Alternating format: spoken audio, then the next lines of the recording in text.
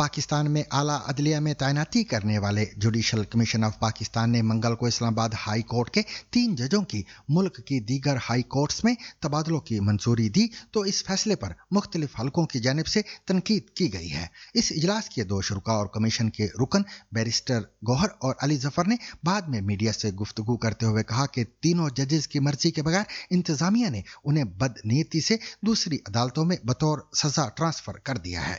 Barrister Gauhar Ali Khan ने media से गुफ्तगू करते हुए कहा है कि जस्टिस अरबाब ताहिर और खादिम हुसैन सोमरो के तबादले का मामला ड्रॉप कर दिया गया, जबकि जस्टिस बाबर सत्तार को पेशावर, जस्टिस मोहसन कयानी को लाहौर और जस्टिस सुमन रिफत इम्तियाज को सिंध ट्रांसफर कर दिया गया। उन्होंने बताया कि जजेस का ये तबादला 9 और 3 की अक्सरियत से हुआ है। उन्होंने कहा कि तमाम हाई कोर्ट्स में जजेस की तादाद मुकम्मल है। जजेस का तबादला अदलिया को तकसीम करने के मुतरादिफ है। ताहम हुकूमत का कहना है कि जजेस के ट्रांसफर को सजा करार देना गलत है। इंसाफ का पहले से हमेशा ये मौके पर रहा है कि ना पेशावर हाई कोर्ट में, ना सिंध और लाहौर हाई कोर्ट में बेहतरीन जजेस की कमी है। इस वक्त सारे हाई कोर्टों में फुल स्ट्रेंथ जजेस की मौजूद है।